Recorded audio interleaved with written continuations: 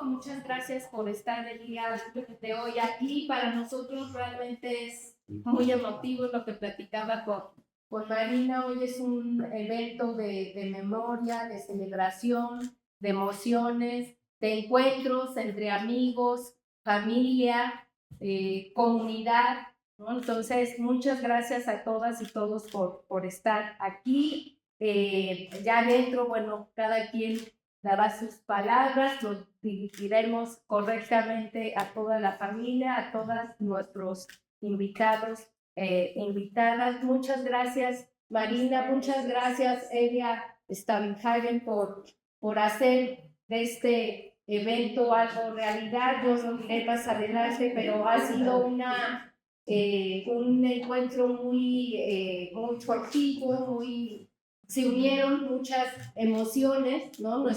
Nuestras ganas de seguir celebrando nuestros 50 años, pero también coincide con los 10 años de fallecimiento de Rodolfo Stavenhagen. Entonces, pues Rodolfo sembró también una semilla aquí salesiana y como tal, pues organizamos este evento rápidamente. Agradezco mucho que todas y todos sus hijos se hayan unido a esta celebración, estén aquí presentes también con sus familias ampliadas y a todos los amigos y colegas que hoy nos acompañan. Así que, pues Marina, muchas gracias y bueno, pues te toca develar la placa. No sé si quieras decir algo o prefieras allá adentro. Allá adentro.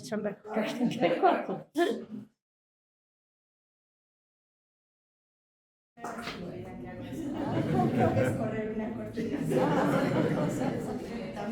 Eso ya lo he hecho. Bueno, entonces.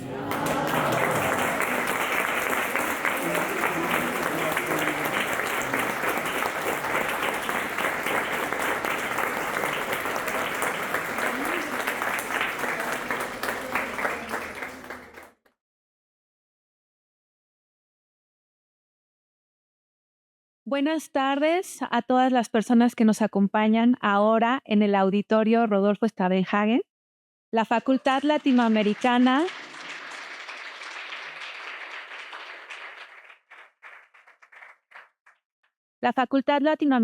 de Ciencias Sociales, sede México, les da la bienvenida a esto que hemos llamado Homenaje a Rodolfo Stavenhagen, las ciencias sociales en América Latina y el Caribe. Hoy nos reúne la memoria, el legado y la vigencia del pensamiento de un intelectual fundamental para comprender la historia de las ciencias sociales en nuestra región.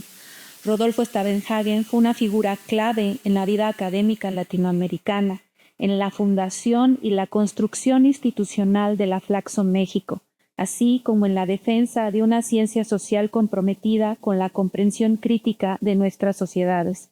Este homenaje es también un acto de reconocimiento a una trayectoria que abrió caminos para pensar América Latina desde América Latina, con rigor académico, compromiso público y profunda vocación humanista. A lo largo de la ceremonia se estará proyectando un video que el equipo de César Parra, cercano colaborador del Dr. Stavenhagen, produjo para esta ceremonia. Ahora, a continuación, escucharemos el mensaje de la doctora Gloria del Castillo Alemán, directora de nuestra casa. Le daremos la palabra a la licenciada Marina Stavenhagen, quien nos dirigirá unas palabras.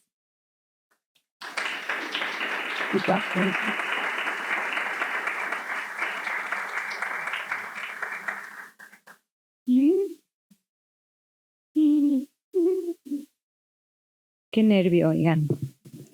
La verdad, puro doctora, ¿sí? Doctora. Y yo,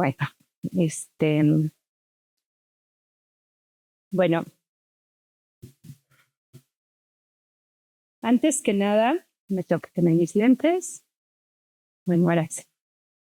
Antes que nada, quiero agradecer enormemente el honor de hablar en nombre de mi familia en ocasión de esta distinción tan significativa para nuestro país. Lo hago con mucha emoción porque además me ha obligado en estos días a pensar en esa persona que fue Rodolfo Stavenhagen, más allá de la familia que formó. Esta historia, como todas las buenas historias, tiene muchos comienzos. Quizás uno de ellos es el momento en el que un pequeño niño de familia judía alemana, huyendo de la guerra y del exterminio nazi, llega a México en 1940 con sus padres, su abuela y su hermana, y cambia su vida para siempre. Otro comienzo más es cuando ese niño, transformado ya en un jovencito de 17 años, viaja a la selva lacandona acompañando a una pareja de estudiosos europeos que lo acercaron por primera vez a una comunidad indígena.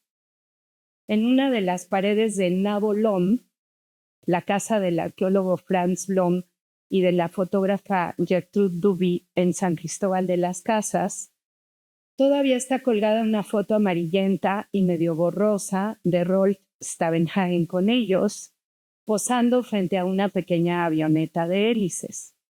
Él lleva botas de cuero, unos pantalones bombachos ahí medio raros y un sombrero. Y sonríe a la cámara sin saber que ese viaje en medio de la selva significaría otro giro en su vida. Sería su primer contacto con aquello que guiaría su interés y curiosidad intelectual en los años por venir. Es una foto que siempre me gusta ver porque ahí está ya el joven curioso y aventurero que siempre fue. Es una foto llena de futuro. Luego vendrían otros comienzos. El de la Escuela Nacional de Antropología, en la calle de Moneda, cerquita del Zócalo.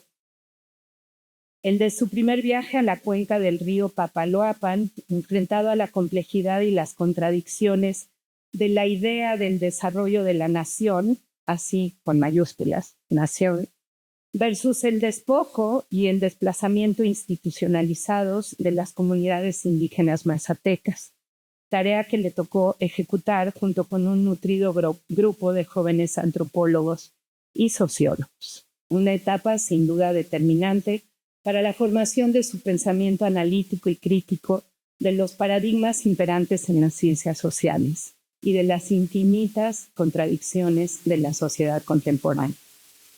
Y llegaron otros comienzos. El de una vida académica latinoamericana en el Brasil del presidente João Goulart, antes del golpe de Estado que lo derrocó, el comienzo de su trayectoria en el ámbito de las instituciones internacionales, el comienzo de un pensamiento lúcido y una voz relevante para la gestión y creación de diversos espacios de formación, de debate y de reflexión académica. En medio del legado de las ideas, el legado institucional resulta de una relevancia a veces poco reconocida, pero la tuvo.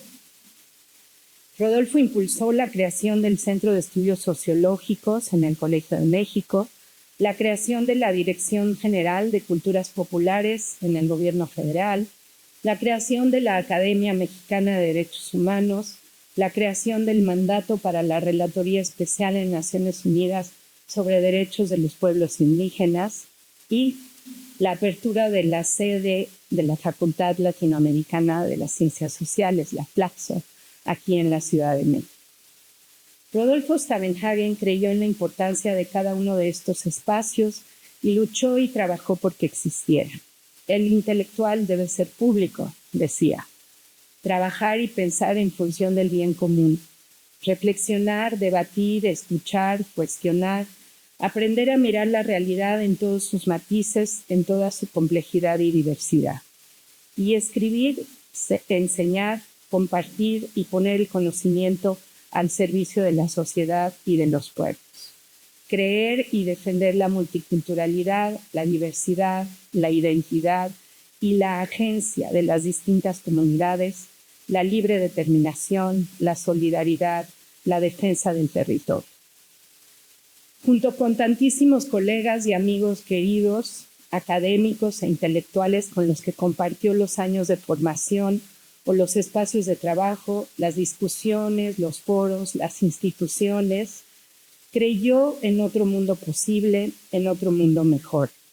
Un mundo que hubiera dejado atrás las dictaduras, el fascismo, los genocidios, el saqueo, el despojo de tierras y recursos de los pueblos originarios, la violencia, la guerra, los exilios, la injusticia y la desigualdad estructural en nuestras sociedades.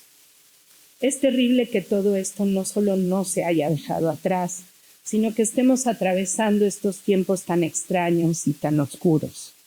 A menudo me pregunto qué pensaría él, cómo lo analizaría, qué perspectiva abordaría, cómo podría explicarse y explicarnos la complejidad de lo que sucede alrededor. Fue siempre Sofía, ¿me puedo decir? Igual.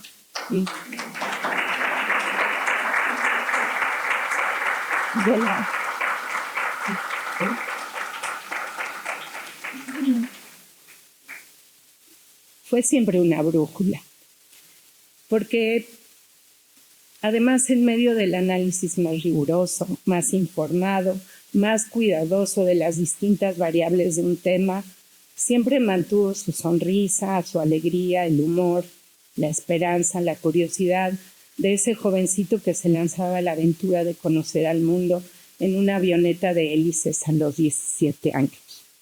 Reviso algunas fotos que le tomaron cuando dictaba sus conferencias o en sus viajes o en sus encuentros con colegas académicos o con dirigentes indígenas en México, en Asia, en África, en el Círculo Polar, en asambleas comunitarias de pueblos originarios en el Amazonas, el Biobío, Sri Lanka, Mongolia o el norte de Japón, en las asambleas generales de Naciones Unidas o presentando sus reportes ante los jefes de Estado. Y siempre lo veo atento, tranquilo, escuchando, aprendiendo, buscando comprender.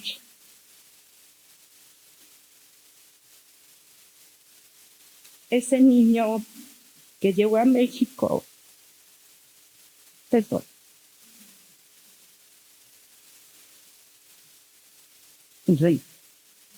ese niño que llegó a México huyendo de la guerra,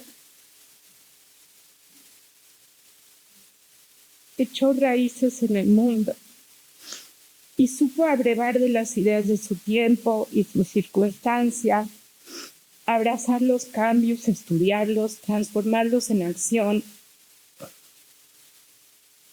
y desde su trinchera alzar la voz. Probablemente impulsar también a muchas nuevas generaciones de jóvenes comprometidos y pensantes, agentes de cambio en sus propias comunidades. Ojalá que su nombre en este auditorio no solo, lleve a las nuevas generaciones de científicos sociales que pasen por aquí a estudiarlo, a saber quién es, sino que también los lleve a seguir su ejemplo. Muchas gracias.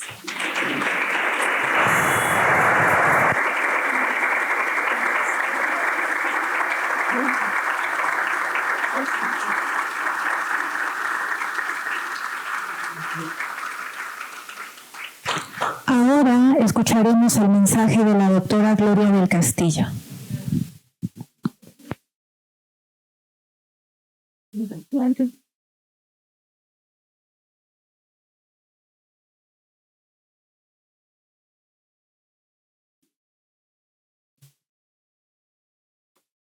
Pues muchas gracias. Como decíamos, hoy es día de celebración, de emociones. De verdad es muy, muy bonito tenerles el día de hoy en estos nuestros 50 años, pero también Flaxo, ¿no? Estamos viviendo un proceso de transición. Hoy no nos acompaña la doctora Gisela Zarenberg, pero es la próxima directora de nuestra institución. Saludo a Elia Stavenhagen. Muchas gracias, Elia, por estar aquí, a su familia, a Marina, a Yara, a Gabriel, a Andrea Stavenhagen. Muchas gracias por haberse sumado a este evento que organizamos con mucho cariño, con mucha emoción. A Ana Covarrubias Velasco, muchas gracias, Ana, presidenta del Colegio de México.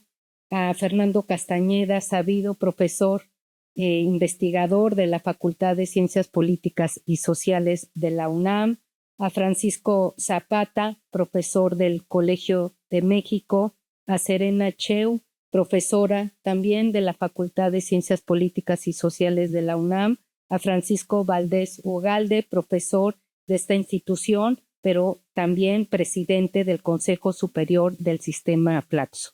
Saludo a todas y todos nuestros invitados, a nuestra comunidad, y agradezco que hoy nos acompañen en esta gran celebración para la Flaxo México.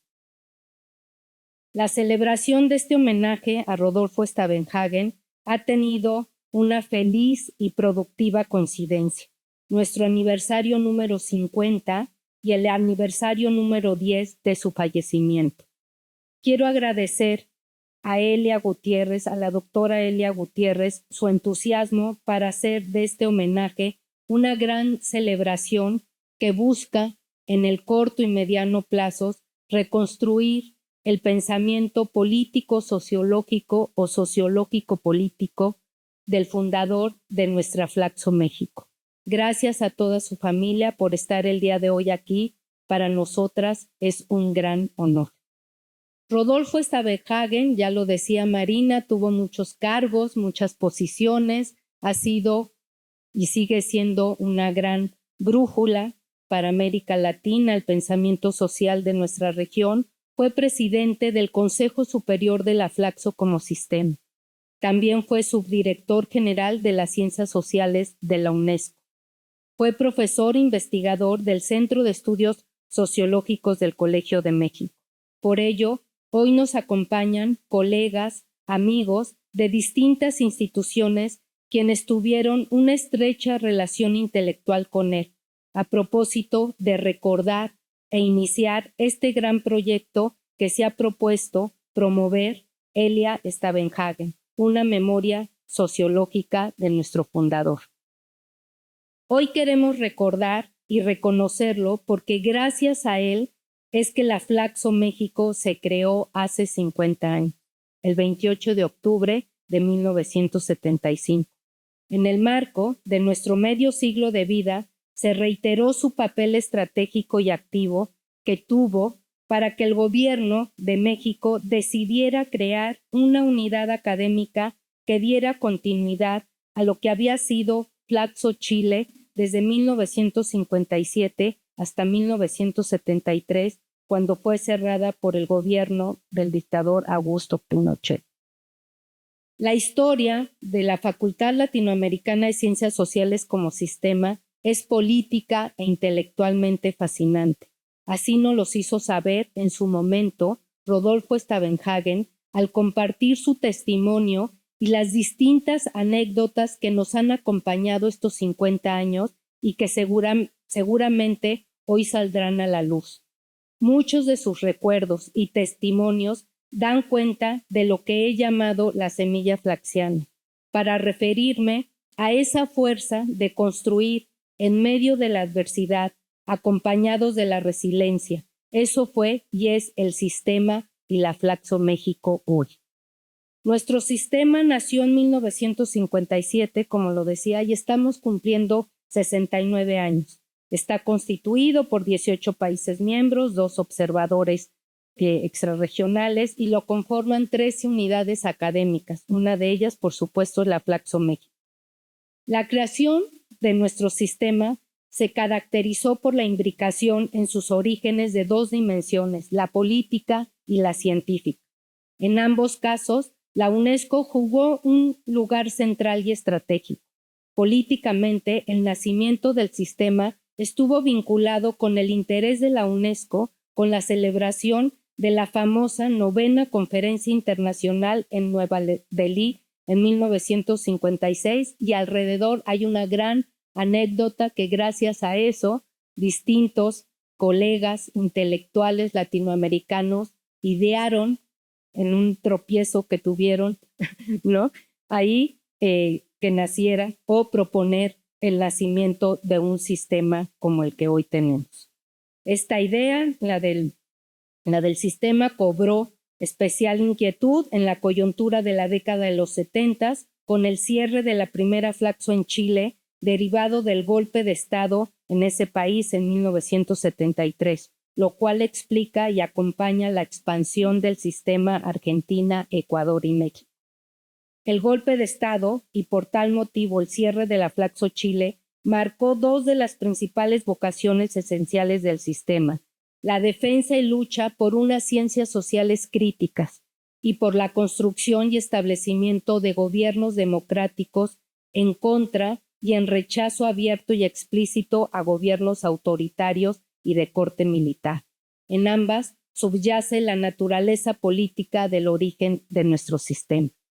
A estas dos vocaciones se suman otras, instaladas inicialmente en Flaxo Chile e identificadas por Rodolfo Stavenhagen en su discurso inaugural de la sede México ante el entonces presidente Luis Echeverría Álvarez y el secretario de Educación Pública Víctor Bravo Aguja, el 27 de noviembre de 1976.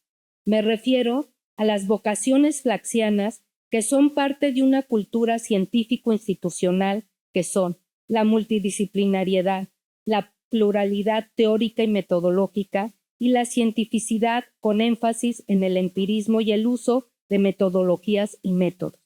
Este conjunto de vocaciones están presentes a lo largo del sistema y adoptadas y adaptadas de acuerdo a cada contexto político en cada una de nuestras unidades académicas. En su dimensión científica, destacan hechos relevantes que permiten visibilizar la relevancia estratégica de la creación del sistema en América Latina y el Caribe, en un momento clave para la formalización y reconocimiento de las ciencias sociales como un campo de estudio científico, tanto en la región latinoamericana y del Caribe como en el mundo europeo e iberoamericano. Para Rodolfo Stavenhagen, en el momento de creación de la Flaxo México, las ciencias sociales latinoamericanas registraban, dicho por él mismo, dos grandes objetivos. Primero, el conocimiento profundo de las realidades sociales y políticas de nuestros países. Y segundo, la elaboración y modelos analíticos que nos permitan interpretar estas realidades. Para él, ambas dimensiones eran indispensables para identificar los grandes problemas y soluciones del desarrollo en nuestra región. Y además, esto no sería posible, también dicho en sus palabras, sin la libertad intelectual necesaria para la democracia y el desarrollo de los países. Para él, la libertad intelectual, junto con las libertades políticas, se conquistan día a día en la práctica y son el resultado de las luchas seculares de los pueblos. A sus 10 años de fallecimiento, de existencia, de la Flaxo, Rodolfo Stavenhagen reconoció que la contribución de Flaxo a México fue muy importante porque representó la ventana hacia las ciencias sociales del resto de América Latina, y es la contribución que México hace a las ciencias sociales en un gesto de solidaridad. En atención a esa responsabilidad y vocación histórica, institucional, la Flaxo México asumió un nuevo reto en julio del 2018, construir un debate renovado e innovador de las ciencias sociales. Hoy, las ciencias sociales, como un conjunto de disciplinas, vivimos un momento coyuntural de suma relevancia. Estamos llamados a visibilizar nuestra relevancia científica, pero también política. Las ciencias sociales enfrentan serios cuestionamientos. Se vislumbra como parte de su agenda la construcción de debates que lleven a identificar los aportes, los alcances y limitaciones de las teorías existentes en las ciencias sociales. Todavía hoy son motivo de discusión avances sobre las explicaciones causales, si las ciencias sociales somos ciencias, etc. Para finalizar, quiero compartirles que en enero de 2025 iniciamos los preparativos de nuestra celebración de 50 años, al arrancar con un proyecto sin precedentes en la institución para recuperar el patrimonio histórico, documental y fotográfico de la Flaxo México. Es un acervo magnífico que mantendrá vigente nuestra memoria institucional al estar actualizado y abierto a todo el público para que pueda ser consultado. Este proyecto ha hecho posible que hoy pudiéramos recuperar rápidamente los principales discursos y comunicaciones de diversa índole de nuestro fundador Rodolfo Stavenhagen y que hoy son parte de la exposición para conmemorar la develación de la placa que da nombre a nuestro auditorio.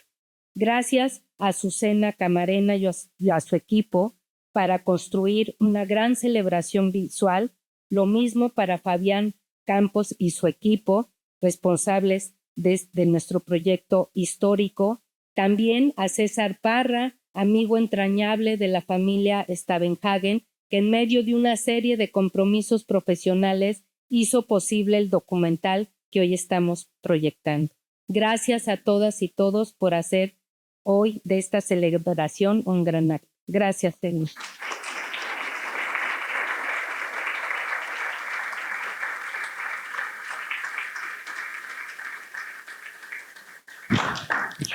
Ahora invitamos a la doctora Ana Covarrubias Velasco, presidenta del Colegio de México, a dirigirnos unas palabras.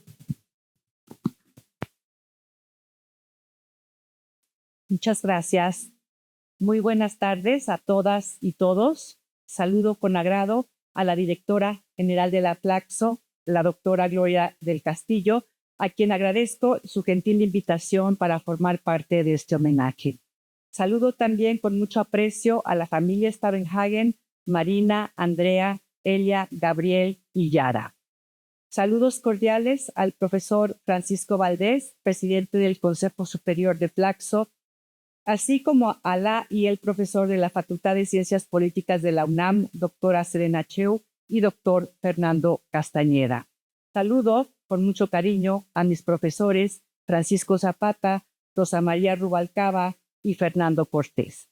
Saludo a las distinguidas personas que nos acompañan en esta conmemoración.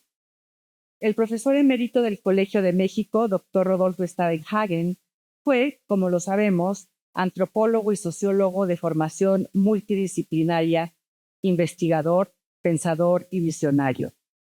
Stavenhagen recurrió a las ciencias sociales como inspiración para, desde la academia, fomentar la educación en derechos humanos como mecanismo generador de conciencia contra cualquier forma de exclusión. En sus palabras, y lo cito, yo concibo la educación en materia de derechos humanos como un proceso de diálogo y de concientización. La mayor tristeza que me da es la miseria, la pobreza y la discriminación producto de las relaciones humanas, la injusticia debida a las relaciones humanas. Mi inquietud desde las ciencias sociales es qué se puede hacer para combatir precisamente ese dolor, ese encuentro con los rostros de la injusticia. Fin de la cita.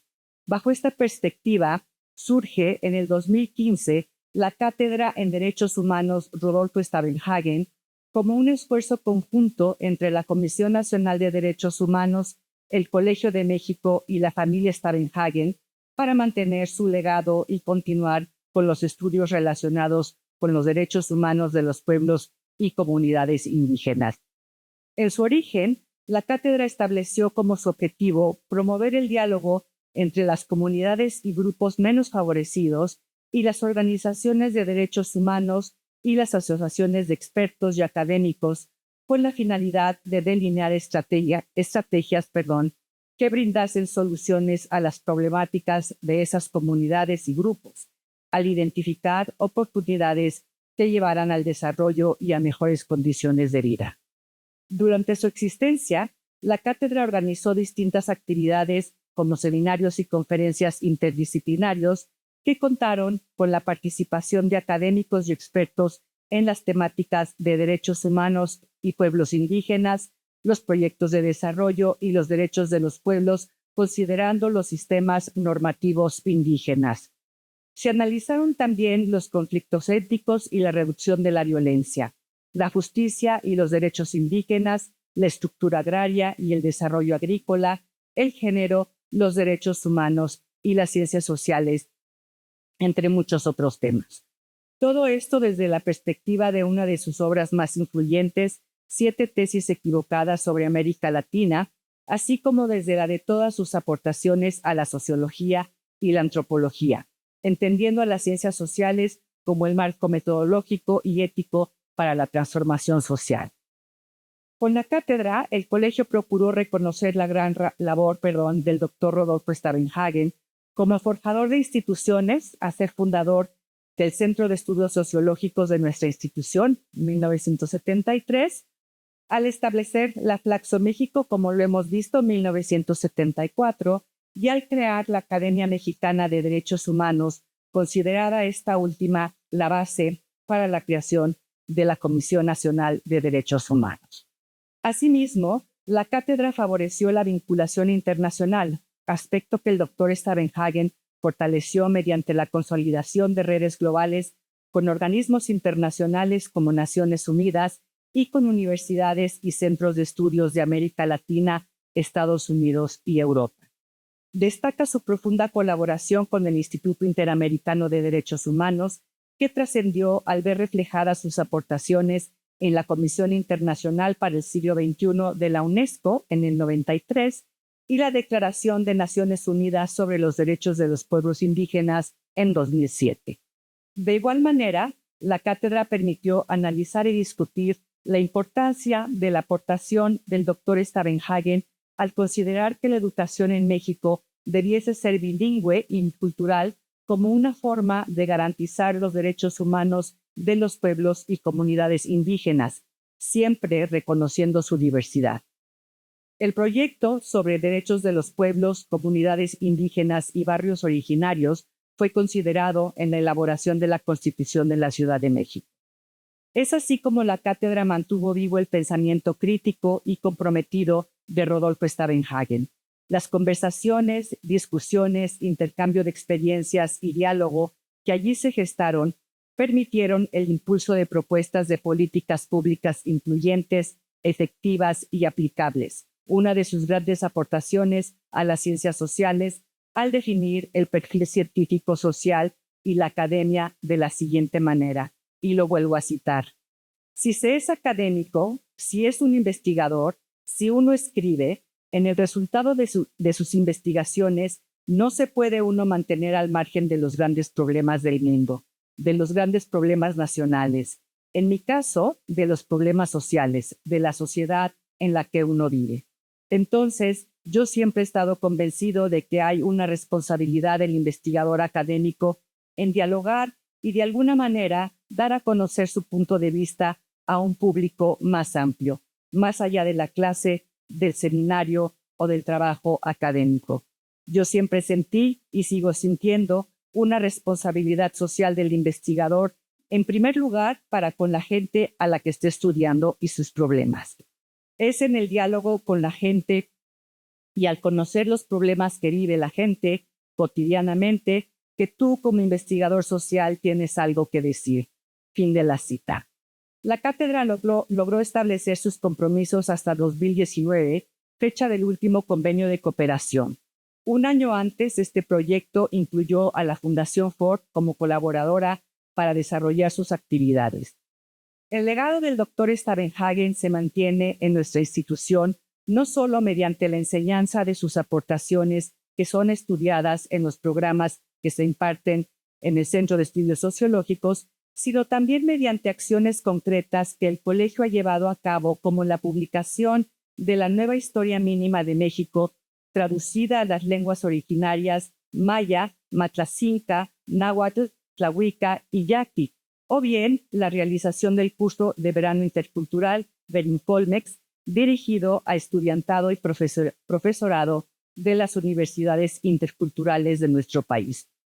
El nuevo sitio, Nuevo Linkmex, que entre sus espacios cuenta con uno dedicado a la revitalización de las lenguas indígenas mexicanas al rescatar las lenguas maternas de los pueblos originarios, nos recuerda también al doctor Stavenhagen. Es así como el Colegio de México mantiene su compromiso de reciprocidad social mediante el estudio de las ciencias sociales y las humanidades, enfocándose en la discusión del conocimiento e investigaciones a favor de la educación superior pública y de la sociedad mexicana que lo recibe. Siempre en nuestro pensamiento, con enorme respeto y profundo reconocimiento, está Rodolfo Stavenhagen. En palabras de Manuel Gil Antón, un pensador que sonreía sin importar la adversidad del desafío que tuviera enfrente. Fin de la cita. Gracias por haber permitido al colegio compartir con la Flaxo México este sentido homenaje. Les agradezco mucho su atención. Muy buenas tardes a todas y todos y un gran abrazo a la familia esta vez.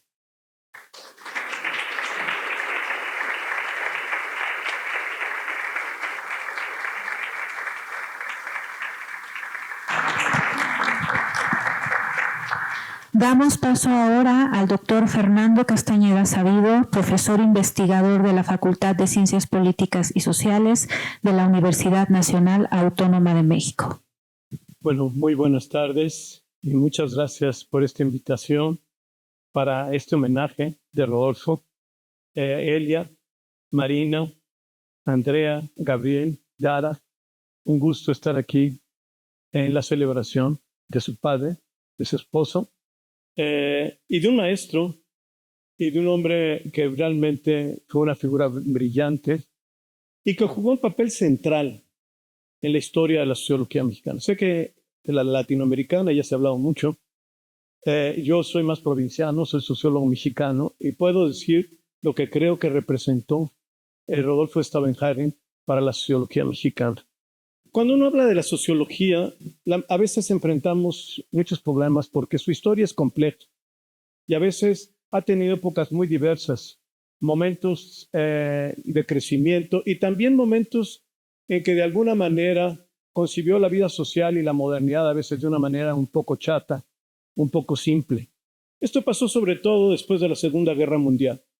Después de la Segunda Guerra Mundial surgió toda la idea de que con programas de desarrollo adecuados, con políticas para generar estados eficientes, políticas racionales y una economía eficaz, se podía lograr el desarrollo en el mundo y se podía lograr un modelo de sociedad que nunca ocurrió. En realidad, nunca pasó. Y en ese marco también surgieron ideas sobre la objetividad de las ciencias sociales. Hubo debates muy importantes. Mills polemizó con Hans Speyer sobre la objetividad. Hans Speyer era presidente de la Rand Corporation. Daniel Bell escribió su libro sobre el fin de las ideologías. Y todo esto llevó a una reacción muy importante y muy interesante en el terreno de las ciencias sociales. Debo decir, bueno, ahorita regreso al tema, esto abrió un camino diferente porque precisamente la reacción por herencia de Mills, por herencia en Alemania hubo debates, Adorno con Popper, había por todos lados debates precisamente cuestionando ese modelo de ciencia, ese modelo de conocimiento.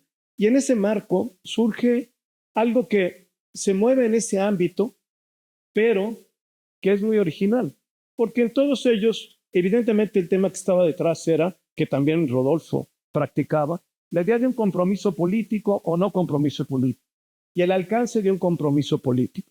Y si el método podía o no podía resolver el problema del compromiso político. Y todo este tipo de cosas era lo que estaba detrás de todo este debate. Pero Rodolfo y algunos sociólogos latinoamericanos, yo debo decir que me parece que la concepción de colonialismo interno y las cosas, soy muy provinciano y muy mexicano, me parecen mejor que las teorías de la dependencia y otras teorías que se desarrollan, pero todas son parte de ese mismo ámbito. Y son parte, yo ahorita voy a explicar por qué. Son parte de ese ámbito y de ese movimiento intelectual en la que Rodolfo fue una figura central en los años 60. Y después, de ahí en adelante, creció más e hizo muchas cosas que ya se han mencionado. Ya se mencionó un texto que según él, eso alguna vez me lo contó, era un texto más como de divulgación, que eran las 7 tesis equivocadas sobre América Latina. Y ese texto se volvió un éxito. En realidad se reprodujo por todas partes y si mal no recuerdo, pues también me lo planteé eso, pero no sé si estoy equivocado. Incluso tuvo plagios en Italia, creo, ¿no? Hubo sus plagios y todo. Fue un texto realmente que por todas partes se distribuyó. Hay 2 textos mexicanos, de sociólogos mexicanos, bueno, de un sociólogo mexicano, es del mismo, que circularon en muchas partes. Esa es las 7 tesis y el capítulo 2 de las clases sociales en las sociedades agrarias de Rodolfo Staudenhagen, que también en su época fue muy importante porque era una época final, en los años 60 y parte de los 70 era muy importante la idea de las clases sociales y estratificación. Si ustedes han leído trabajos más recientes de Rodolfo, por ejemplo, toda la cuestión étnica, recupera algo de eso, y de la cuestión étnica, de la cuestión de clases sociales y su concepto, que me parece que es lo que es muy interesante y muy importante, porque no cae en excesos ni nacionalistas, ni en cosas como desbordadas de metodologías de quién sabe qué, ni nada, sino que directamente plantea una crítica a la modernidad. Eso es lo que hace con el concepto de colonialismo interno. Porque en realidad lo que está diciendo Stavenhagen, primero, en contra de muchas interpretaciones que incluso a Rodolfo le han hecho, y que en realidad no sé qué en vida qué pensaba, y no sé hoy qué pensaría que le dijera, pero él es todo lo contrario a decir que vivimos una sociedad dual, es todo lo contrario a decir que los sectores atrasados o agrarios son antiguos o arcaicos, es todo lo contrario. Si ustedes leen las 7 tesis, la primera tesis es contra la sociedad dual. Y en ella lo primero que trata de mostrar, y a lo largo de las 7 tesis, todo sobre el industrialismo, sobre las élites, las clases medias, sobre las élites internacionales, pues estas cosas que él critica, las critica desde la perspectiva de que lo que se dice que es lo atrasado es en realidad un producto de la mera. Y eso es muy importante. En la tradición, por eso empecé con lo de la sociología, en la tradición sociológica hay una vena crítica. Decía Alvin Gardner, un sociólogo muy famoso americano, que murió muy joven, que la sociología tenía 2 venas, una clásica y una romántica. La clásica era la de las formas, la del orden, la del desarrollo, la de la evolución. Y la romántica era aquella que desde la diversidad, la exclusión, desde de los lados oscuros de la sociedad, describía la realidad de la modernidad. Y eso es realmente lo que Rodolfo, no hablando como los poetas malditos ni nada, que fueron algunos de los que hicieron eso, el fuego de leer. Satán, apiádate de mí, es una buena expresión, precisamente crítica, ¿no? Ya no puedo pedirle a Dios nada, ¿no? No me va a dar nada. Por favor, Satán, apiádate de mí. Bueno, eso fueron descripciones de una modernidad, ¿no? Versiones de una modernidad desde el otro lado de la modernidad. Y lo que hace Rodolfo es lo mismo desde las ciencias sociales y desde la sociología, cuando en realidad empieza a decir todo eso que se ve ahí como atrasado es producto de la penetración del capitalismo, producto de la sociedad moderna, y todas esas comunidades indígenas que hoy están cerradas no lo estaban antes, no eran comunidades cerradas. Es el producto de la sobreexplotación, es el producto del abandono después de haber sido explotados. Eso es lo que dice. Y eso hace un giro fundamental en la sociedad, porque hace posible la idea, sin caer en nacionalismos, de que es posible pensar en esa modernidad, en esa sociedad universal, desde otra óptica, desde la óptica de otras modernidades. En el fondo, Rodolfo, sí le tocó, pero él cuando empezó a escribir no habían aparecido cosas como las de Eisenstein, ¿no? De modernidades múltiples, o como las de Luhmann, de cómo la diferenciación social ocurre diferente en diferentes sociedades. Pero en el fondo, Rodolfo se anticipaba eso, porque no estaba precisamente hablando de atrasos ni de subdesarrollos, estaba hablando de una modernidad que cuando se expandía a otras sociedades como las latinoamericanas, generaba otros patrones, otras distorsiones. Ya decía Eisenstein, la verdad es que la modernidad desde que cruza el Atlántico ya es otra. Pero esto era todavía un poco más radical por la forma en que planteaba este problema. Y siempre Rodolfo estuvo ligado a eso. Cuando él se preocupa por las cuestiones étnicas y la cuestión étnica, Rodolfo regresa a lo mismo. Incluso regresa al colonialismo interno y regresa a los temas de estratificación al final, precisamente, de la parte del texto sobre metodología y teoría de la cuestión étnica. Él regresa nuevamente a ese tipo de reflexiones. La noción de colonialismo ahí adquiere una dimensión de dominación, de poder, que trasciende, él mismo lo hace, lo refiere, tanto en su texto sobre las clases sociales en las sociedades sagradas que mencioné. Rodolfo usa estos conceptos para poder explicar una realidad mucho más compleja, mucho más diversa, que no se puede reducir al conflicto de clase, al que nunca negó que existía, pero que en realidad no era suficiente para poder entender la realidad de muchas sociedades, las africanas, las asiáticas. Y cuando se hace cargo del problema étnico, pues de todos los estados nacionales y de las formas de construcción de la pluralidad étnica, de las formas de sometimiento, dominación, de las relaciones de poder y económica, y de las diferentes modalidades en que ocurren estos conflictos o estos encuentros. Incluso, muy interesante, es como Rodolfo, en realidad, al analizar los fenómenos concretos, porque además no hace especulaciones, sino que cita casos concretos y analiza situaciones concretas, Rodolfo describe cómo regímenes autoritarios pudieron de alguna manera estabilizar el conflicto étnico. En otros casos no.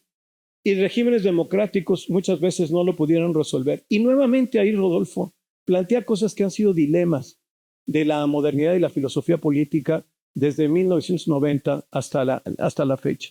¿Hasta dónde la democracia es capaz de incluir? Es una pregunta que se ha hecho la teoría política en los últimos años.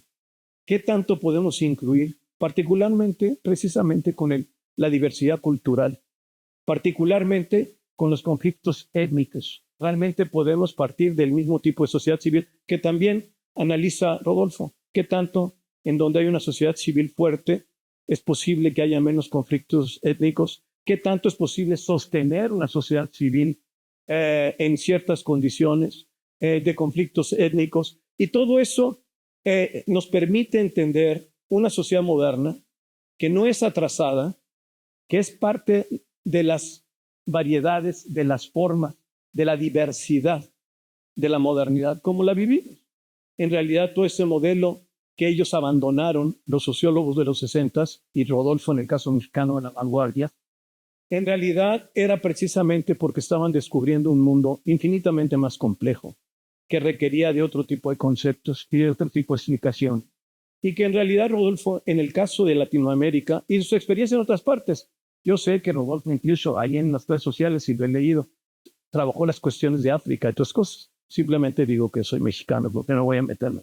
Pero en realidad él desarrolló toda esta estrategia, abrió, de hecho en el sentido del historiador de la ciencia Kuhn, abrió un paradigma que ha sido fructífero y que lamento, en verdad lamento, porque el año pasado se cumplían 50 años, sí, 50 años de no, el año pasado, a ver, estoy, del concepto de colonialismo interno, porque ocurrió una cosa muy curiosa.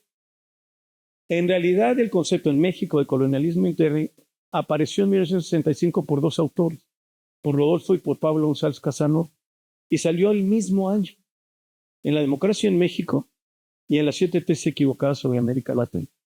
Entonces, en realidad es muy interesante porque precisamente el año pasado podía haber sido ocasión para discutir una idea y un concepto y una forma de entender la complejidad en el marco de una modernidad que se organiza territorialmente por estados nacionales.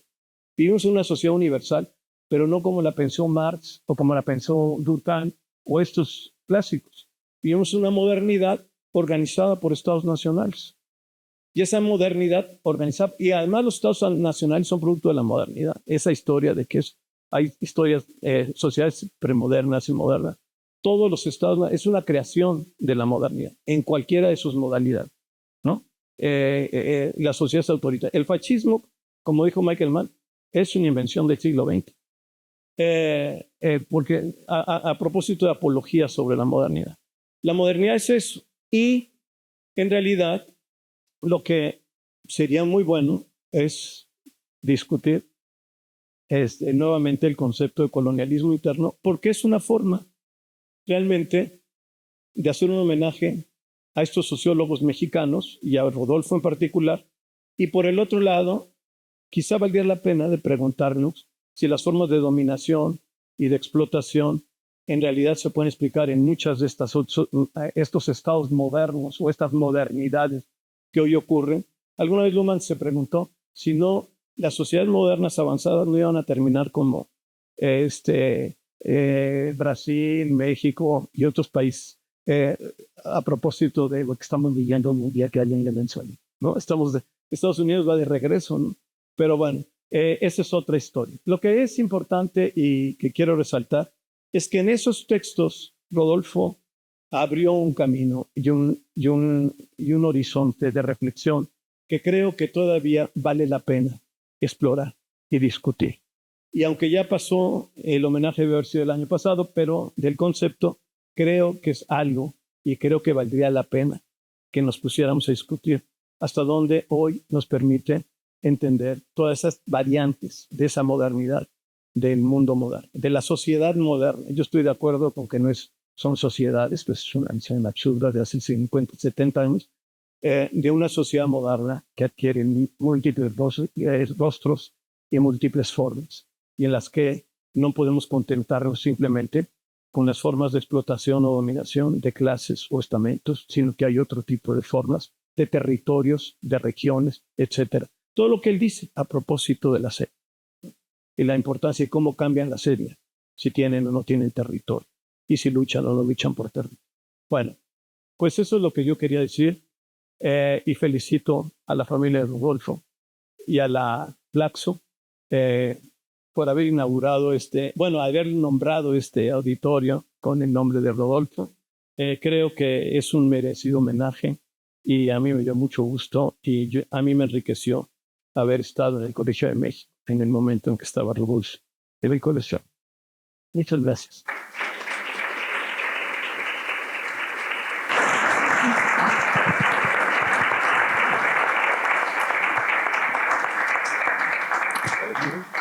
A continuación, escucharemos al doctor Francisco Zapata, profesor investigador del Centro de Estudios Sociológicos del Colegio de México.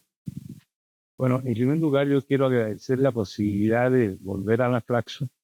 Fue de muchos años. Yo llegué aquí a la Flaxo cuando René Zabaleta fue uno de los primeros directores con el que yo compartí muchas ideas y sobre todo la preocupación de un actor social, sobre un actor social que eran los mineros bolivianos y los mineros chilenos.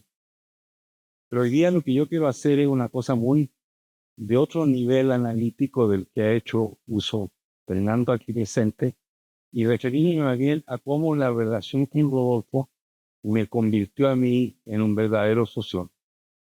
Y por eso que voy a hablar un poco de mi trayectoria personal en mi relación con el profesor Stavenhag. Yo salí de Chile a hacer el doctorado con el profesor Turén en 1968, un año muy crucial en la historia de la sociedad occidental que se expresó en México, en Japón, en Estados Unidos y donde nació en Francia. En ese momento, la preocupación de los que estábamos estudiando sociología era muy diferente a la que se expresó en otros lugares del mundo donde la preocupación académica gobernaba las preocupaciones de los que estábamos estudiando sociología.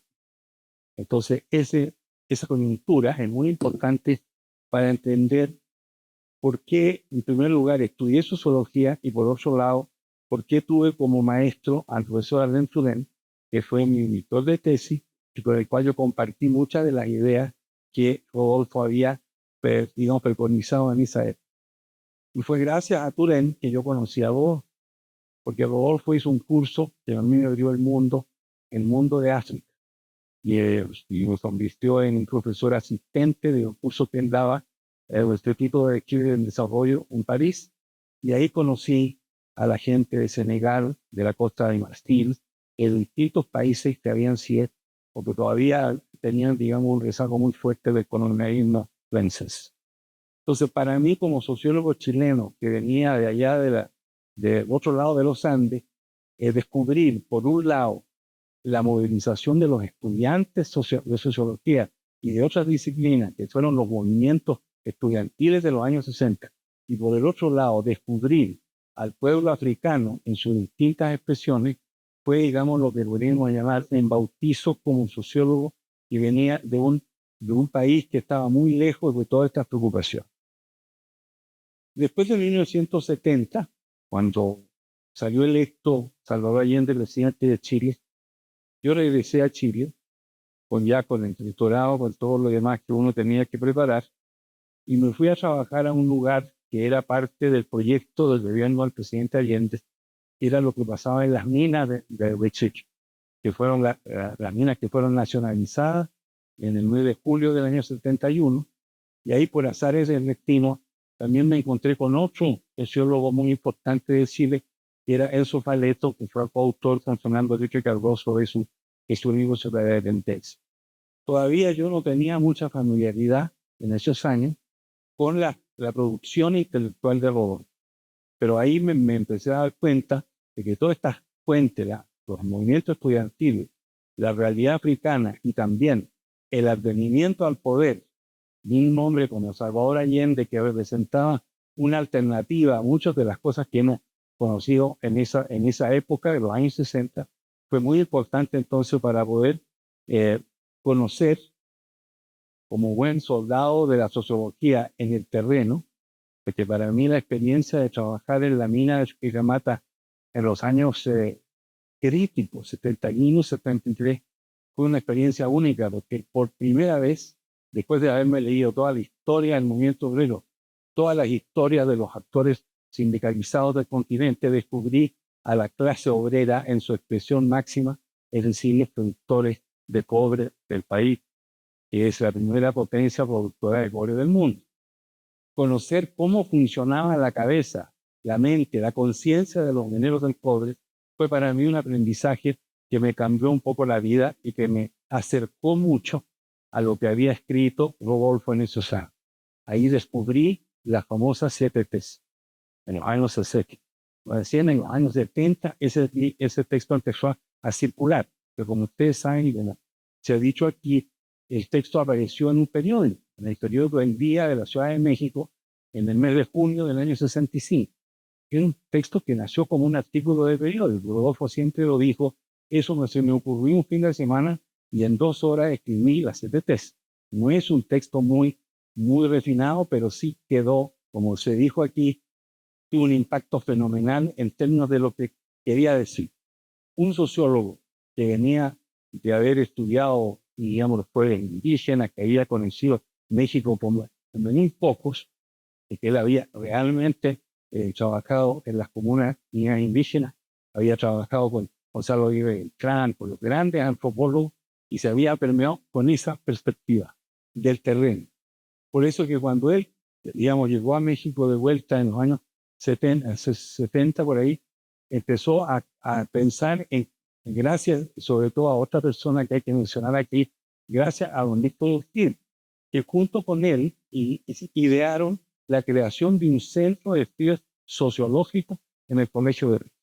Ya había un antecedente muy lejano, cuando don José Medina Echeverría en los años 40 había también tenido esa iniciativa. Pero cuando Rodolfo llegó, habló con Urquín y entonces pensaron en la necesidad en 1973, conste, de hacer un centro de estudios sociológicos, fue fundamental, digamos, para el desarrollo de lo que fuimos parte, como Fernando Castañeda y muchos otros, ¿no es cierto?, de esas generaciones que crecimos a la sombra del profesor Steinheim.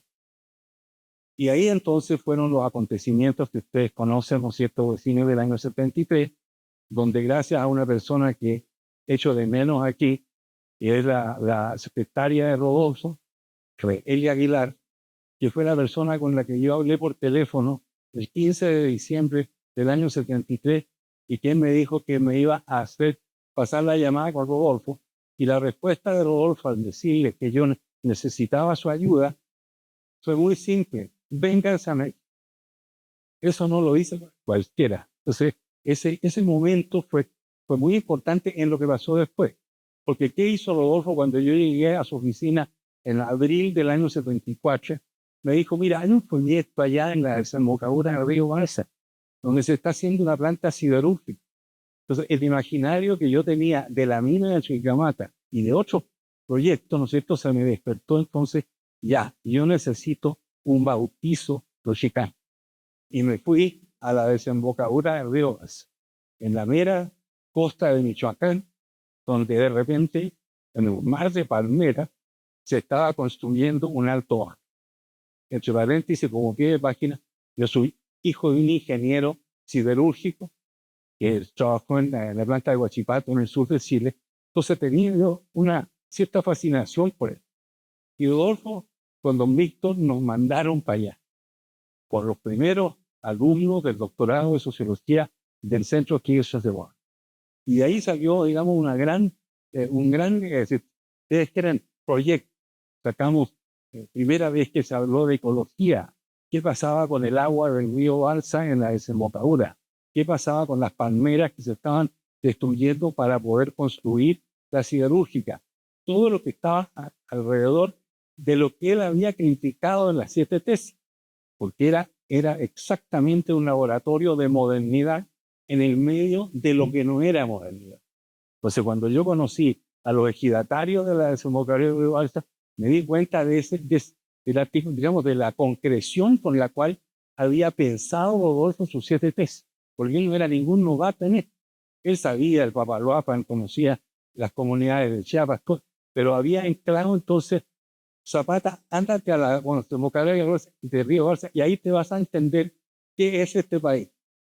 Yo no había venido nunca a México antes, así que fue un bautizo realmente muy importante, porque ahí descubrí también cosas que después fueron muy significativas en la historia de este país.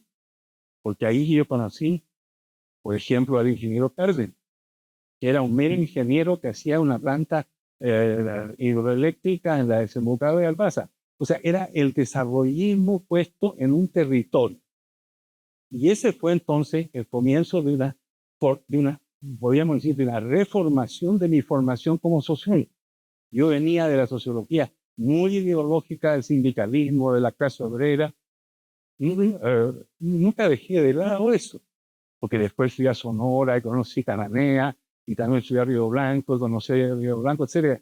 Tenía yo una perspectiva que tenía un antecedente, un telón de fondo. Pero cuando me encontré con un Alto Hondo en el medio de las palmeras, para mí fue realmente algo muy extraño, ¿no es cierto?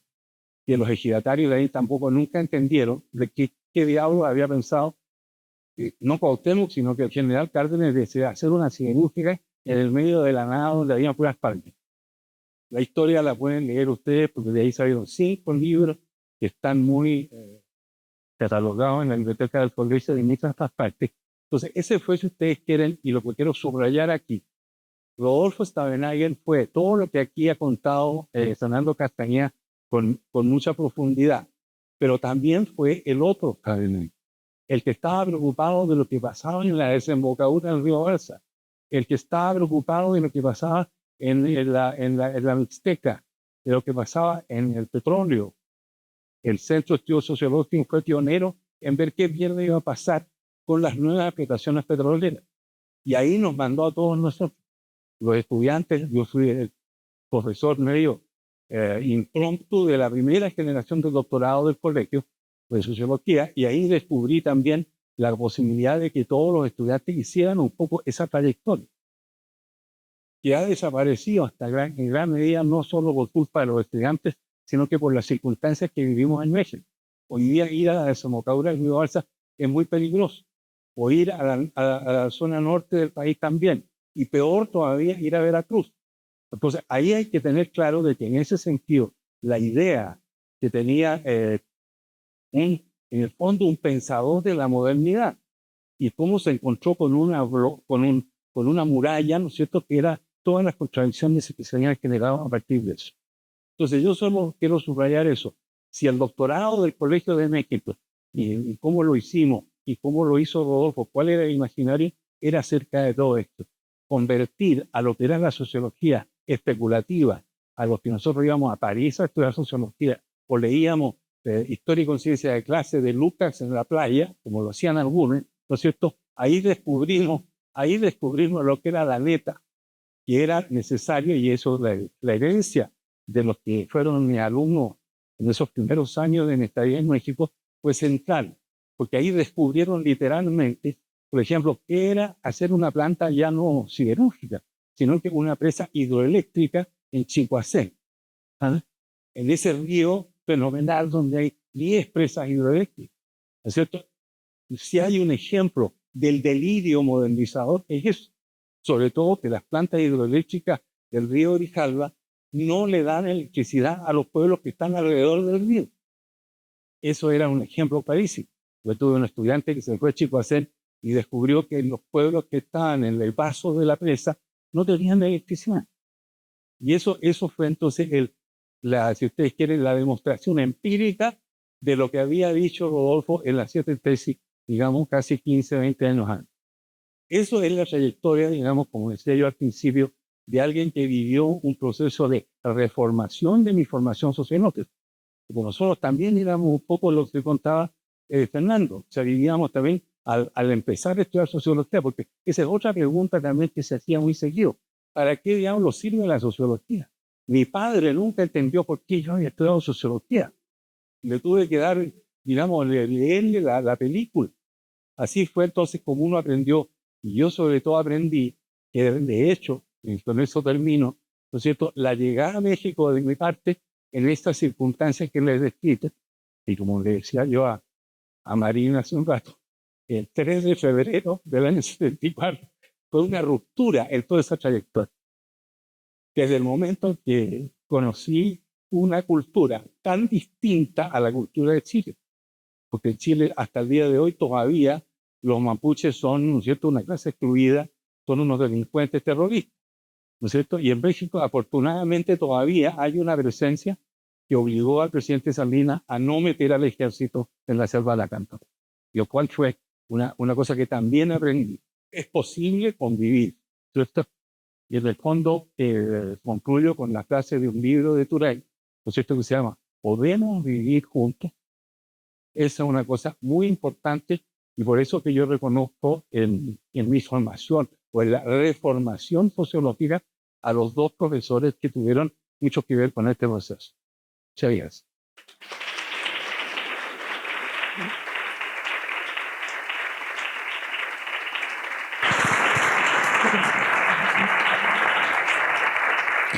Continuamos con la participación de la doctora Serena Chow, profesora de la Facultad de Ciencias Políticas y Sociales de la Universidad Nacional Autónoma de México.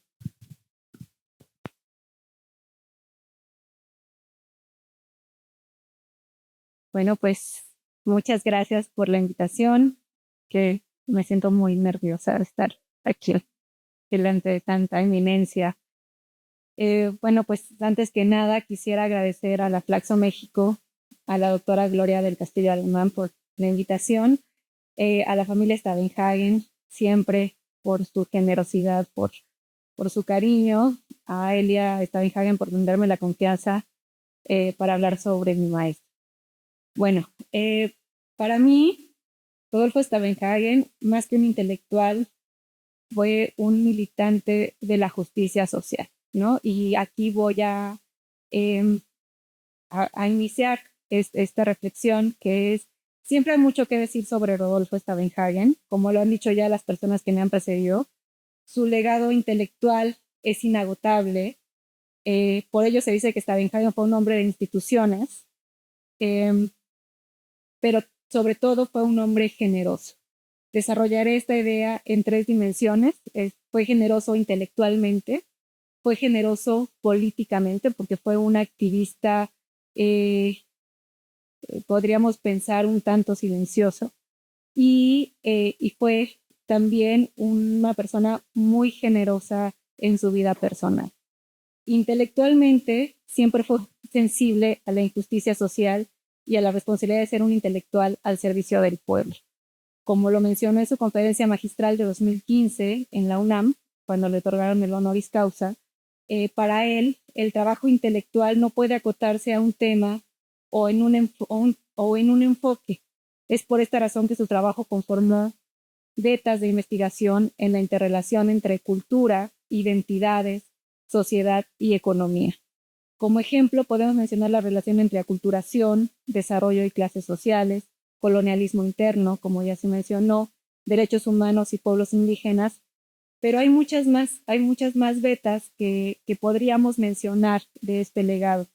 Stavenhagen siempre insistió, y parafraseo aquí, saltarse barreras ficticias entre las disciplinas de las ciencias sociales y reanudar el diálogo interdisciplinario que permitiera realizar análisis integrales y síntesis con el objetivo de profundizar el conocimiento que es el propósito primordial de la actividad científica. Por ello, siempre construyó, y en esto también fue generoso, grupos de investigación, como ya se mencionaba aquí, y trabajo en diversos temas, ¿no? Es decir, conformó siempre grupos que construyeran de manera colectiva y en diálogo con colegas y con la gente el análisis social. Políticamente, en esta misma conferencia apuntaba ya los retos que afrontaba la relación con las transgresiones a los derechos humanos. Es decir, siempre se posicionó políticamente por el respeto de los derechos humanos, por denunciar las graves violaciones a los grupos con mayor marginalidad y históricamente vulnerados. Habló, por ejemplo, de la masacre de San Fernando de 2010, con la ejecución de personas, en su mayoría migrantes centroamericanos, ¿no? De lo que pasó en 2014 con la desaparición de los normalistas de Ayotzinapa, hechos que marcan un hito en la desaparición forzada y el crimen organizado. Una experiencia de violencia atravesada también, decía Steinhagen, por la pertenencia social, de clase y étnica. Y por ello apuntaba, cito, junto al resto de la ciudadanía, la comunidad académica de las ciencias sociales tiene la oportunidad, y yo agregaría la responsabilidad, de levantar su voz en defensa de estas y muchas otras víctimas de graves violaciones a sus derechos humanos. Cierro la cita. El trabajo que desarrolló siempre estuvo ligado a su experiencia en campo, pensar en lo concreto, ¿no? Siempre me decía mi Serena, ¿cómo vamos a aterrizar eso, ¿no? ¿Cómo eso que estás diciendo puede generar una alternativa? Esta idea yo lo llamaría praxis. Él se definía a sí mismo como un intelectual público porque el trabajo no solo es complejizar para analizar, sino sintetizar para dialogar. Y esa es la prueba de las 7 tesis equivocadas sobre América Latina. Una gran complejidad analítica en un texto de periódico, ¿no? No es un compendio, es un texto periodístico que refleja esta postura ante la vida de la síntesis para el diálogo. Siempre pensar en para qué y para quiénes se escribe. Este es mi parecer, a mi parecer, uno de los legados más importantes. Tener presente que el conocimiento puede ser utilizado para mejorar la vida de las personas y de la sociedad, y para ello, el conocimiento, debe de interpelar a las personas por las que un lenguaje sencillo, concreto, a la vez que profundo, siempre es necesario en la ciencia social. Y esto es uno de los grandes legados de la obra de Steinhagen, su claridad, su sencillez, su puntualidad en el análisis de las problemáticas que he analizado. Personalmente, su compromiso intelectual y político no puede separarse de la persona. Esta generosidad, al menos en el caso de Rodolfo, buscó siempre ser consecuente en su actuar con su entorno. Impulsó la inclusión de género en los espacios donde él trabajaba. Siempre tuvo escucha activa en las inquietudes de estudiantes que se acercaban temerosos a pedirles una entrevista o a comentar algo, ¿no? A mí me tocaba, cuando lo acompañaba a conferencias, que llegaban los estudiantes de los primeros semestres de licenciatura queriendo preguntar, y entonces se acercaban conmigo y me decían, oiga, es que quiero hablar con el doctor. Pues claro, acércate, ¿no? Y se quedaban muy sorprendidos de esta escucha que estaba ahí, muy humana, muy sencilla. Y como señalaba también Alicia Castellanos, escuchaba las investigaciones que sus colegas tenían en curso, interesándose siempre en entender las perspectivas, los enfoques, las preocupaciones del gremio académico, ¿no? El diálogo que se nos ha olvidado en algunos momentos. En mi caso recuerdo que cuando trabajamos el tema del extractivismo minero y pueblos indígenas en 2012, siempre, además de los reportes en campo, porque también a mí me mandó a campo, ¿no? A escuchar a las comunidades, a dialogar también con las empresas, porque había que tener un enfoque integral de la problemática y demás, me preguntaba mis impresiones, mis opiniones, mi postura, me interpelaba muchísimo en esta construcción de esta investigación, y esas reflexiones yo podía observar cómo se incluían y se traducían en puntos que él escribía o detonaba reflexiones mucho más claras. O, como también muchos de los aquí presentes podemos constatar, la conformación del seminario sobre los 50 años de las 7 tesis equivocadas sobre América Latina, ¿no? Que fue una gran experiencia que se puede reflejar también en estas fotografías que están aquí y que habla también de esa comunidad que está puesta alrededor de que Rodolfo Stabenhagen.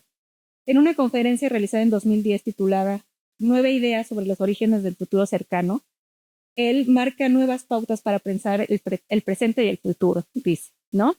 Y solo enlistaré algunas por falta de tiempo, pero implican también esta maduración de todo este pensamiento que ha ido llevando y como tareas que nos deja a estos científicos sociales que estamos aquí.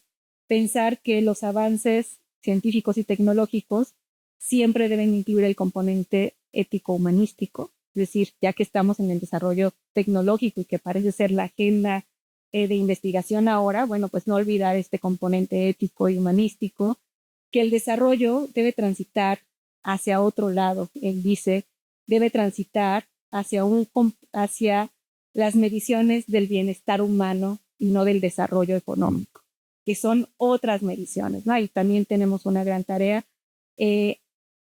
No hay crecimiento económico sin distribución. No pensemos que la distribución se genere en automático con el crecimiento económico, que es uno de los grandes mitos de la economía, y apostar por la cooperación y no por la competencia en todos los espacios, ¿no? La cooperación académica, la cooperación colegiada, asumir la responsabilidad de que debemos de comprender la globalización para evitar la exclusión, es decir, la globalización está.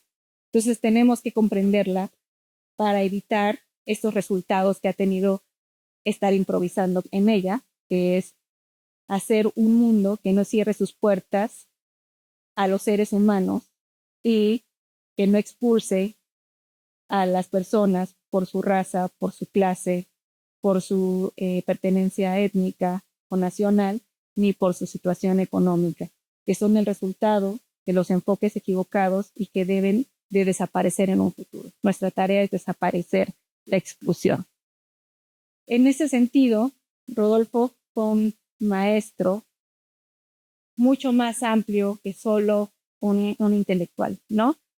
Fue una persona que integró todo su pensamiento en una construcción de un mundo mejor en todos los lugares, ¿no? De manera coherente, de manera constructiva siempre.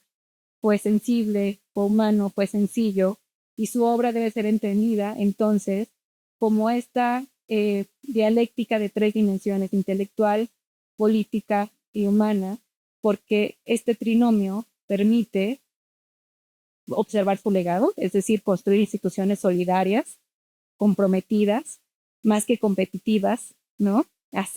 Construir cooperación para construir conocimiento para el buen vivir, que esa es la tarea que tenemos ahora. Romper las inercias de competitividad para hacer grupos colegiados de construcción de conocimiento. Aquí se abre nuevamente esta conformación y cito con el último parafraseo de su conferencia de 2015 de cómo es ser efectivo un compromiso social en la vida cotidiana. Bueno, pues su legado es la respuesta, porque, como él dice, y cito textualmente, se aprende en la práctica del trabajo con nuestros semejantes ante las injusticias y abusos de los que fuimos testigos todos los días. Entonces, ese es su legado, la construcción de conocimiento de las ciencias sociales al servicio de la justicia social. Muchas gracias.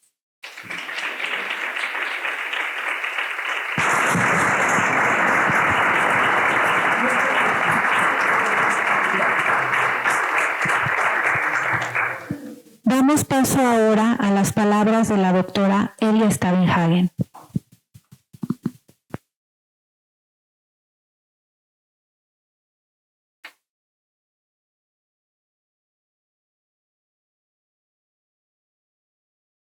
Bueno, buenas tardes. A mí me toca repetir mucho de lo que ya se dijo, pero me disculpo porque voy a repetir mucho de lo que ya dijo Marina, pero quería enfatizar cómo las ideas germinales de Rodolfo se gestaron en la niñez y en la juventud, ¿no? Como antes de los 27 años esas semillitas ya estaban sembradas y que fueron creciendo, ¿no?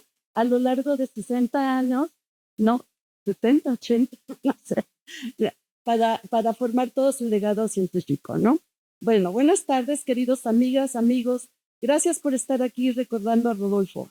Gracias a Plaxo, a su directora, Gloria del Castillo, a su consejo académico y a toda su comunidad por honrar su memoria al nombrar este auditorio con su nombre en el contexto de la celebración de los 50 años de su fundación.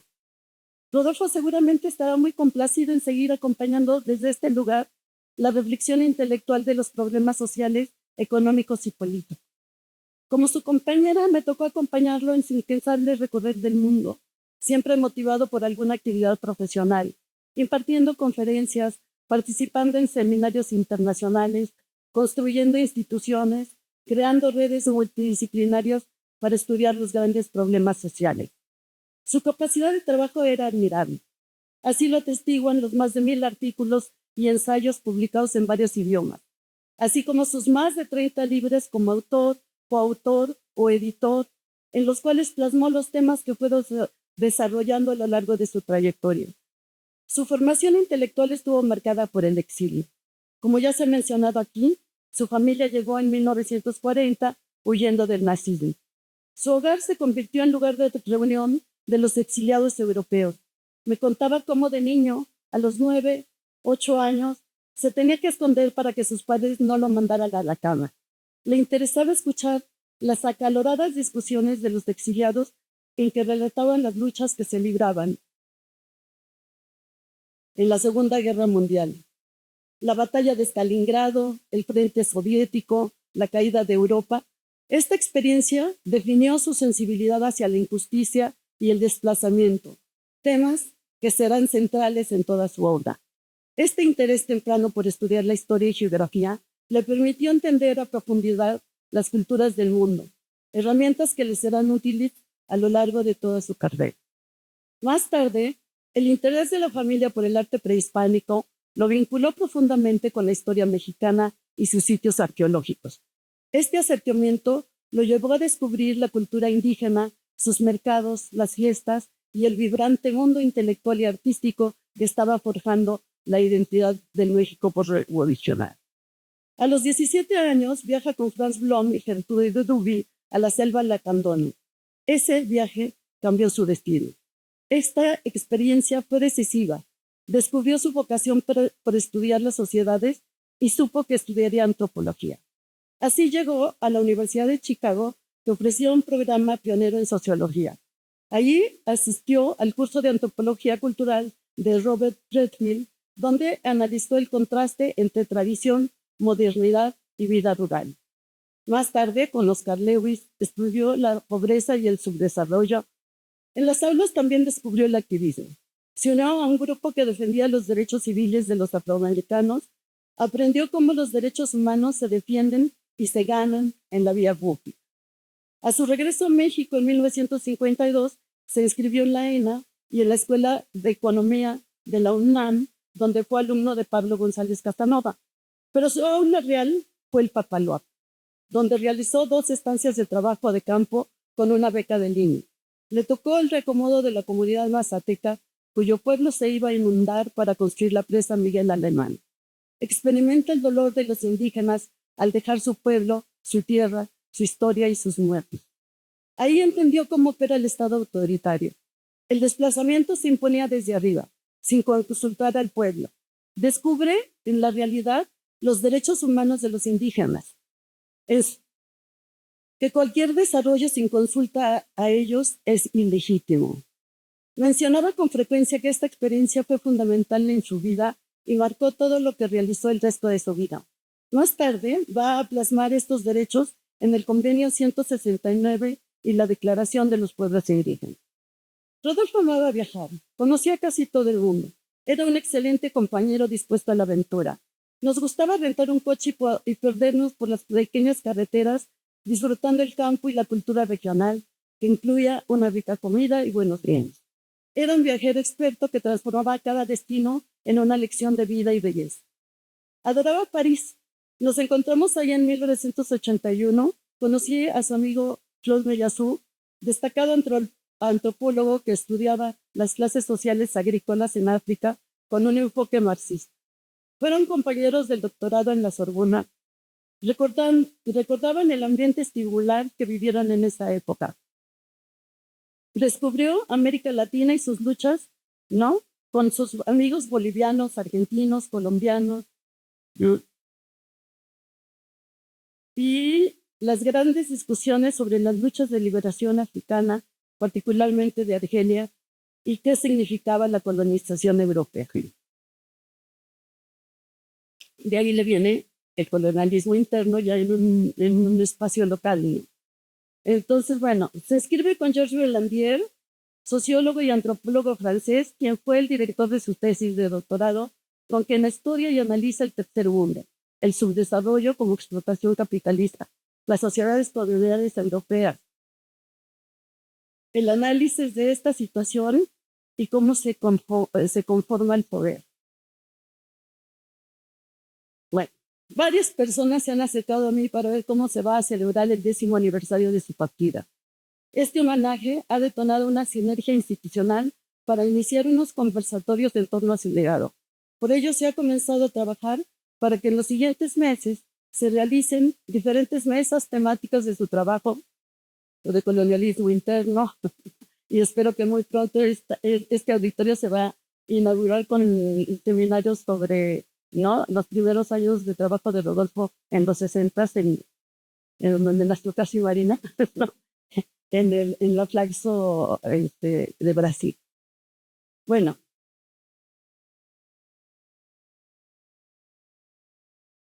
las instituciones que participarán son Flaxo, el Colmex, la UNAM, el INPI, la Suprema Corte de Justicia, el CIESAS, la UNAM. Así que les invitamos a estar atentos a las convocatorias y participar en este trabajo que incita no solo a recordar su legado, sino a retomar y apropiarse de sus reflexiones. Hoy, son actuales para pensar en los grandes problemas nacionales e internacionales que afectan. Muchas gracias.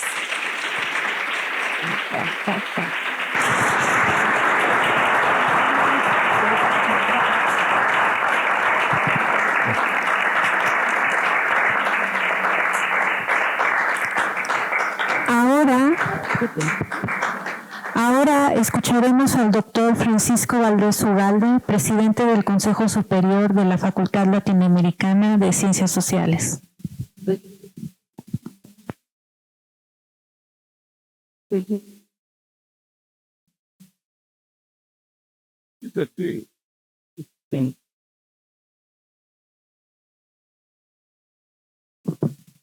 Buenas tardes, muchas gracias. Saludo a la familia de Rodolfo, no los menciono por uno, porque ya los hemos mencionado, se les ha mencionado bastante, a la presidenta del Colegio de México, a Fernando Castañeda, a mi querido Francisco Zapata, a Serena, Elia, por supuesto, y a todos los que nos acompañan aquí de fuera o de la comunidad de la Flaxo. Bueno, como yo no soy sociólogo, se las voy a hacer más fácil. Y entonces más bien voy a contar algunas anécdotas rápidamente de Rodolfo como referente. De Rodolfo, porque así le decía yo le hablaba de tú, era yo un igualado. Lo conocí tarde, porque no fui alumno suyo, pero sí fue para mí un referente muy importante, sus textos, su trayectoria, desde mi formación como científico social y como politólogo, fue siempre una marca, una obra de referencia muy importante. Aquí quiero contar una anécdota, y es que cuando yo pisé la Flaxo por primera vez en 1978 y me inscribí en la maestría en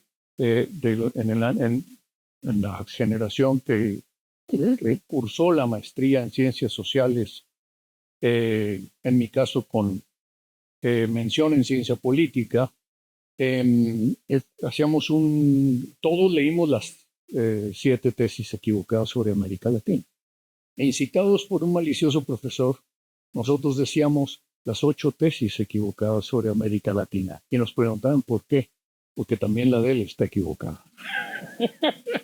Y entonces se reía. Y en una ocasión, cuando le dimos cuando nos acercamos más personalmente, él y yo, que fue cuando lo invitamos a una conferencia magistral primero, a un homenaje. Posteriormente se le promovió para recibir el doctorado honoris causa de la Flaxo Sistema, de la Flaxo que él presidió en los años en que yo me inscribía en la Flaxo y no lo conocía. Fue realmente una experiencia muy enriquecedora, el reencuentro con él y el reencuentro con la narrativa que él nos daba de qué relación había tenido con la Flaxo.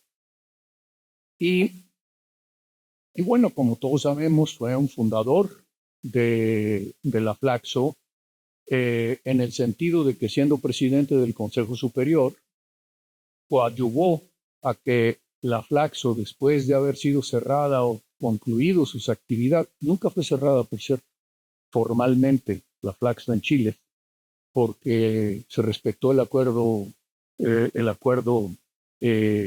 internacional, pero pues desapareció la actividad, prácticamente quedó en 2 personas que estuvieron durante mucho tiempo a cargo de mantener alguna actividad dentro de Chile como Facultad Latinoamericana de Ciencias Sociales.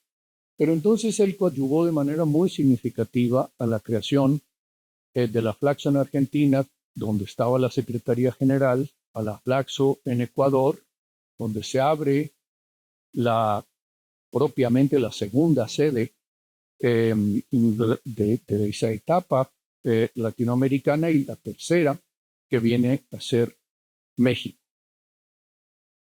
Y entre las anécdotas que contaba, y que era muy, muy esclarecedora, estaba la forma en que conspiraron para que se aceptara por parte del Estado mexicano la creación de una Flaxo en México. Desde luego, es un momento crucial desde el punto de vista de que hacia 1975, pues México se había convertido en uno de los países receptores del exilio latinoamericano más importantes. Y en ese sentido,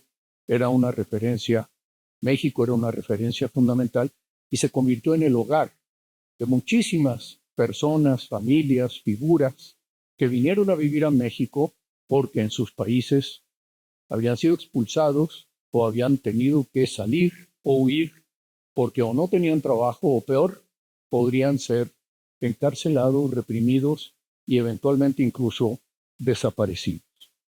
En ese sentido, la fundación de la Flaxo, especialmente la de México, creo yo, desde luego la de Ecuador, pero también la de México, tuvo desde el principio, desde su nacimiento, esa marca clarísima.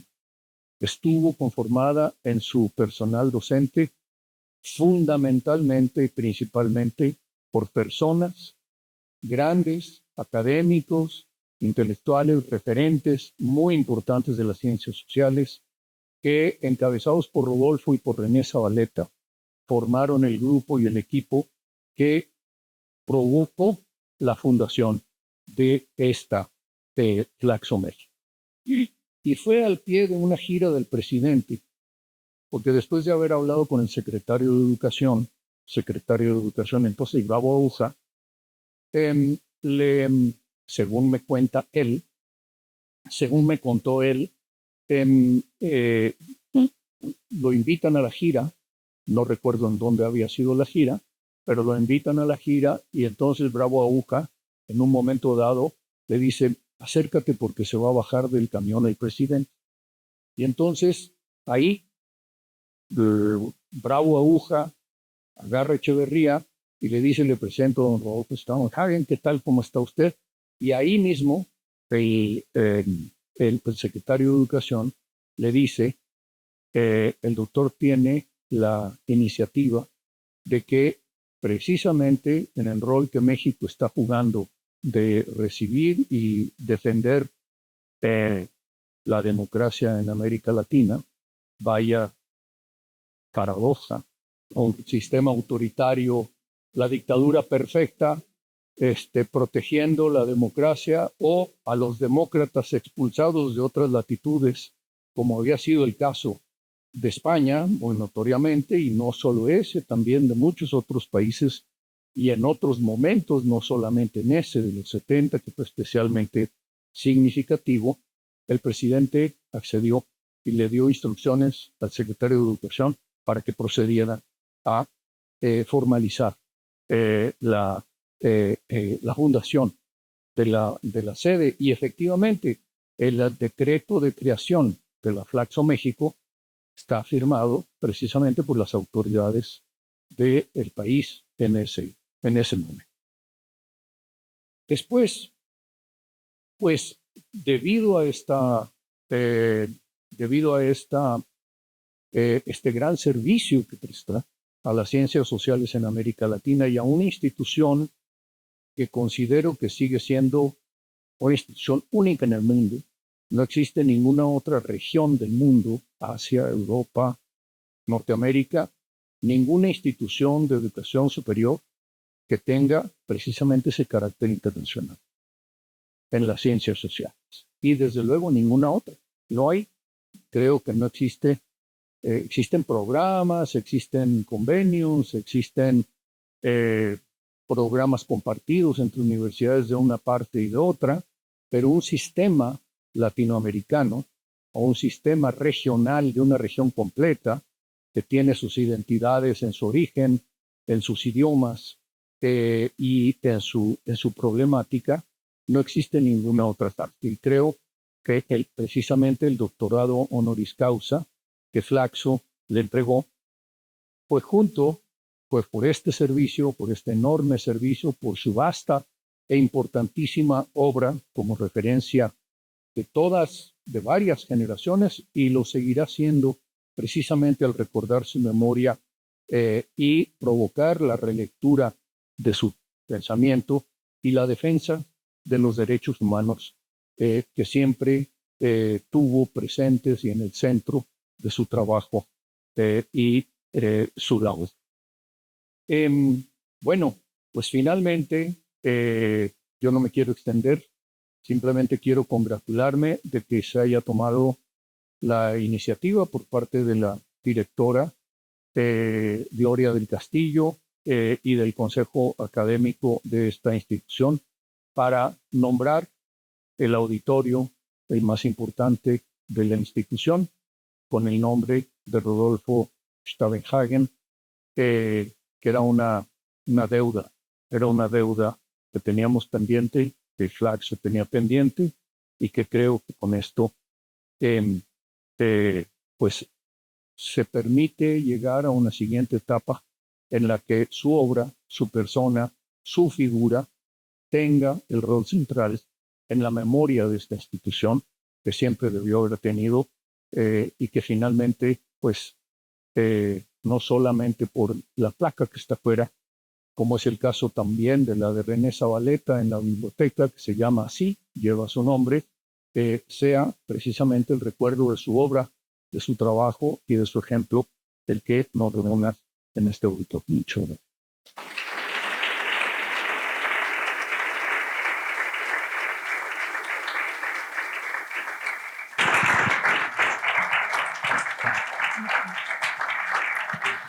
A nombre de la Flaxo México, agradecemos profundamente la presencia y la participación de quienes hoy nos acompañaron en el homenaje al doctor Rodolfo Staudenhagen. Agradecemos a las y los ponentes y a la familia Staudenhagen y a la comunidad y a todas las personas presentes. Les deseamos una excelente tarde. Gracias. más.